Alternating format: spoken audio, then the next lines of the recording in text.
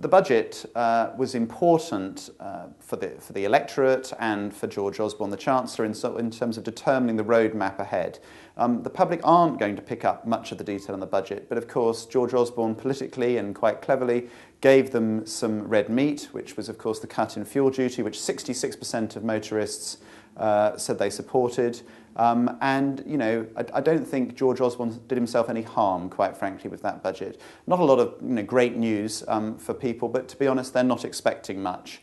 And, you know, you have to remember the overarching picture for this government is not about how people feel in 2011, how they feel in 2012, or indeed even how they feel in 2013. It's all about making them feel a bit better in 2014-15.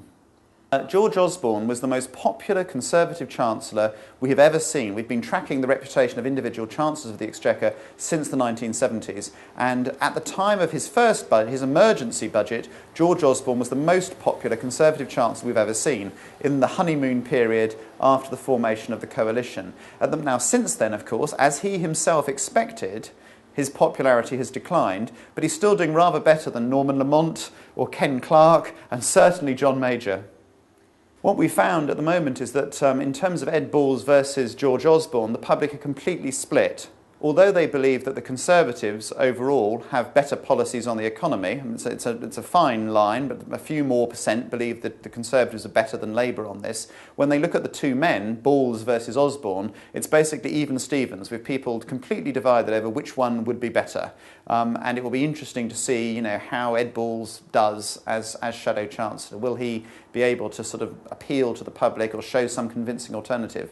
Personally, I feel that Labour does have a very tough sell on this because, you know, it is absolutely the case that if they had won the election, they would have had to make quite deep cuts, at least 80 or even 90% of the cuts that the Conservatives are now making. Yes, of course, they'd say they'd take longer, but it's a very difficult message. Their core supporters are often in denial about the need to make cuts at all. The voters as a whole sort of don't like cuts, but will sort of go along with it. And so saying, well, my cuts wouldn't be quite as bad as your cuts, it's not a very snappy message, is it?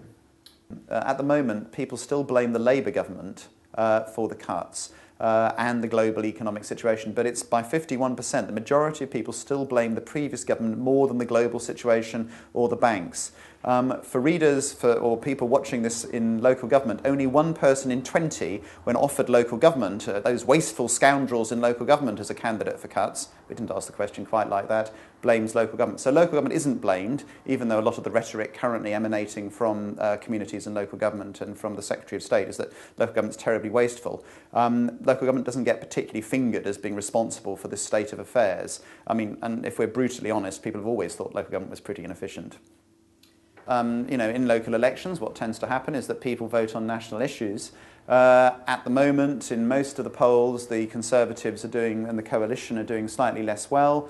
The Lib Dems, of course, are, you know, below half, in polling terms, half the actual share of the vote that they achieved at the general election. We're also, of course, in terms of the political cycle, at a high watermark in terms of Conservative control of local councils. So the Conservatives control every single county council. They control Derbyshire County Council, you know, which has been Labour for a very, very long time. And I think the place we're in at the moment, in terms of the level of Conservative control that they're trying to defend, or the councils they're defending, is a little bit like Labour's position in 1997. Remember, in Labour won Reigate and Banstead in Surrey. Now, this is not the natural home of the Labour Party, and at the moment, the Conservatives control a number of places that are certainly not the natural home of the Conservative Party. So what I would expect to see in May is, particularly if the cuts become unpopular or more unpopular, the government behind in the polls, you should see Labour starting to take control of more councils. There's a complicating factor if it's combined with the AV referendum in terms of turnout on that, because that might actually boost turnout. That, certainly in London, of course, was one of the reasons why Labour took control of a number of councils in May of last year, even though nationally the vote was going against them, because the raised turnout brought out the sort of Labour voters who don't normally bother. But no, Labour should start to take control of more councils, and you know, at some point during this Parliament, or certainly in the next few years, you would expect Labour, for example, to take back control of the Local Government Association.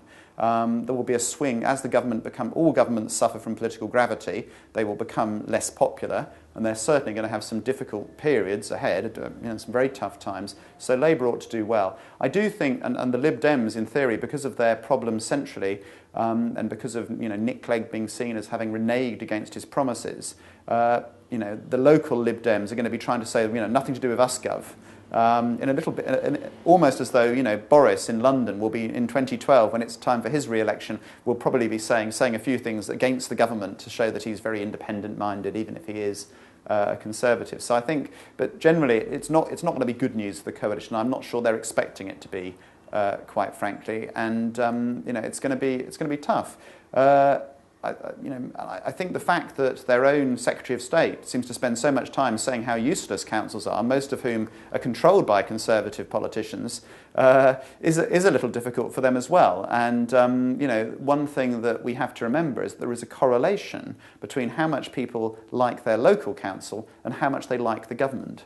Partly because of the level of confusion people have over which service is provided by which layer. Remember, about a quarter of people in Britain believe local government runs the benefit system because of housing benefit. They're just confused. And so when government becomes less popular, so does local government. So the process of not only is central government going to be in a position of declining popularity, but it's also actually rubbishing local government, which will actually, in theory, speed up its own decline. And I think that must be a real challenge for Conservatives in the sector. Well, I think there's a central tension in terms of the government's position on localism.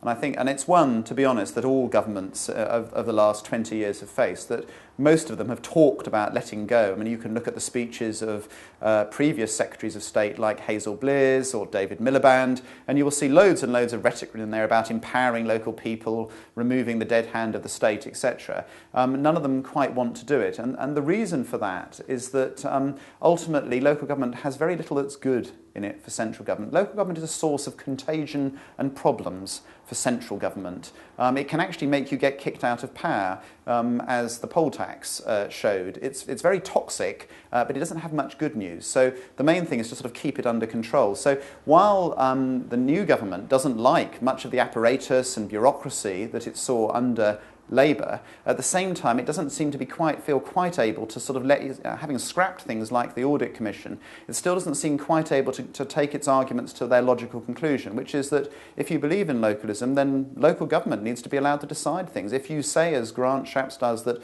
ultimately the local ballot box ought to be the deciding factor, then to a certain extent you have to decide, what are you going to lay off and just let them get on with, and what are you going to impose? And I think there is a tension between saying that, they're completely free and then making a series of announcements castigating them over virtually everything if they do things you don't like. The whole point about localism is that things that people at the centre don't like may happen, but presumably it has to be up to local people to change.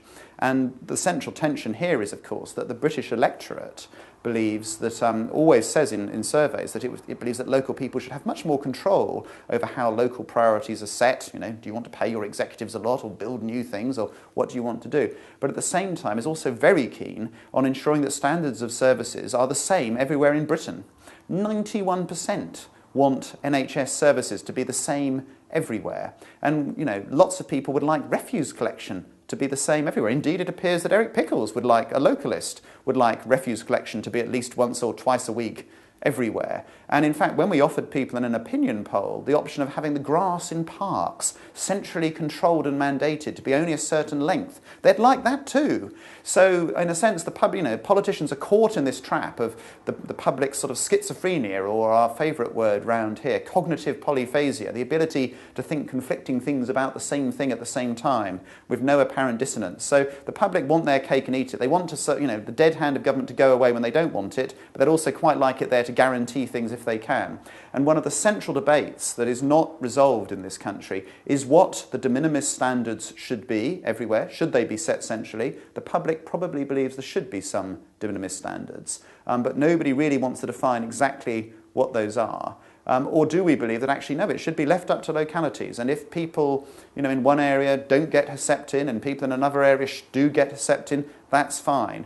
people like Francis Maud say that, of course, that's absolutely right, that the word postcode lottery, so loved of Daily Mail leader writers, is, of course, a nonsense. There always have been postcode lotteries and there always will be. That may be true, but the public don't like having that terrible fact pushed in their faces. They like to imagine that somebody somewhere will guarantee that everything will be all right. And that, ultimately, takes precedence over localism.